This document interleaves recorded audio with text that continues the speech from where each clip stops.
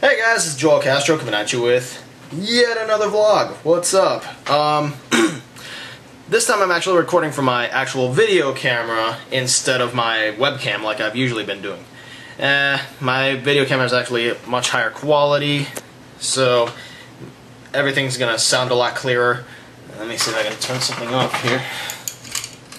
That's my fan. I turned it down so the noise doesn't get in the way, but anyways, I'm here to talk about another video game. Yay.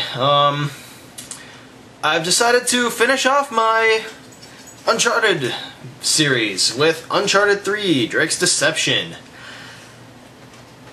Is it wrong to have your expectations a little too high, and then to have your expectations be met in every single conceivable way?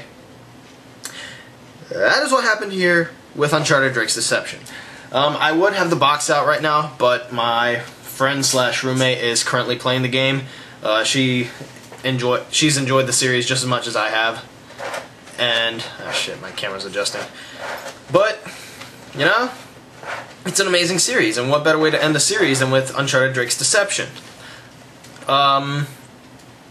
Everything from Uncharted 2 is passed on to Uncharted 3 with a few good tweaks here and there. Like, the melee combat is a whole lot better. Gunplay is just as good and not overtly frustrating like it was in the first game. And the story is just as epic and grand. The story is this. Drake has been on this mission ever since he was a kid. There are actually some missions where you actually get to play as Drake, teenage Drake. He's been searching for something, and it is called the Atlantis of the Sands, which in Islamic culture translates to Iram of the Pillars, which is this ancient city that holds a very, very deadly secret. And if the wrong forces were to obtain said secret, things would not bode well for the rest of the world. And so Drake has been after this thing for years, as well as his kind of arch nemesis since his childhood, this woman named Marlowe and her associate named Talbot. And Drake, it's basically a race to see who can get to the Atlantis of the Sands first and uncover its secrets. And the scope of this game is just as extraordinary. I think it might be even grander than Uncharted 2. It might seem impossible to you, but I believe it is. There's a lot more exploration to be done in areas. They designed the levels so well that you can actually experiment with climbing. Like, you can get to one place like 3 different ways.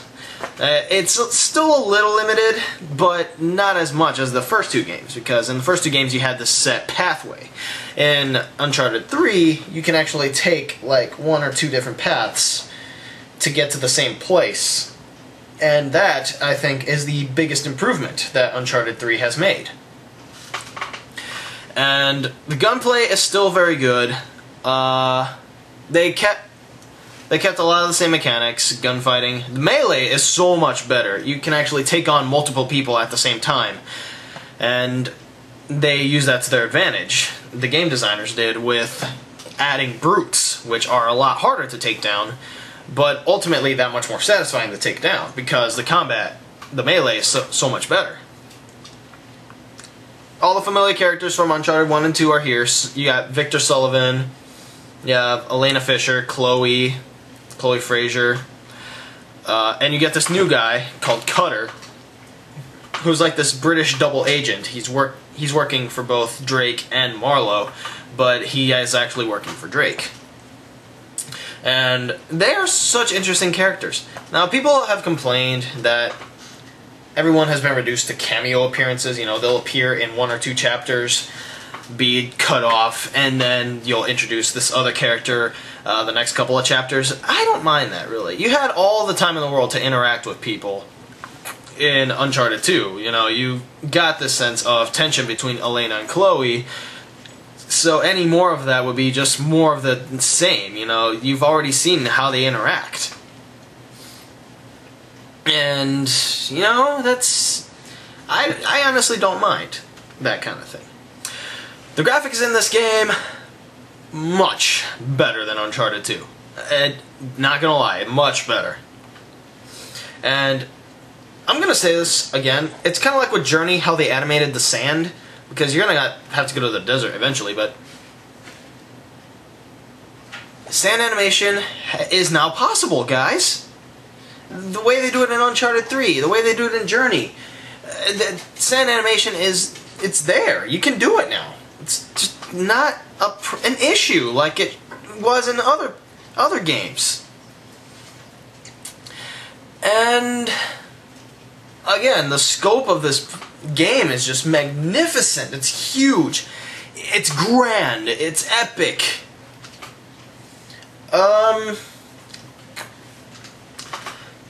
The same voice actors are there. They didn't change a single voice actor, which I love. I hate it when they change voice actors for video games. It really throws you off. But they kept everyone. Nolan North still plays Nathan Drake in Oscar-worthy performance if he were to play it on the big screen. And, you know, the story is magnificent. Everything about this game is magnificent. Gripes with it, usually the same gripes I had with the first two games. The gunfights are still a tiny bit frustrating. Not to the extent of the first game, but they do challenge you. Again, there's not a whole lot of creativity when it comes to climbing. You have 1 or 2 or 3 pathways, but that's about it. You know, you can't like go around where you're supposed to climb. You know, they have these set places, and that's just how it is. And I think those are my only gripes with the game. Yeah, that's about it. I mean, I love Uncharted. The series has been amazing so far. This personal game, I give it a 9.5 out of 10, just shy of a perfect game. Because the story, while it's grand, there's no real big, you know, climactic end boss fight like you had in the first 2 games. There's no real end boss, which I didn't really care. It disappointed a tiny bit, but the entire ending is fantastic. I'm not gonna lie. I'm not gonna spoil how it happens for those who've never played it or have gotten there yet, but it's still very awesome.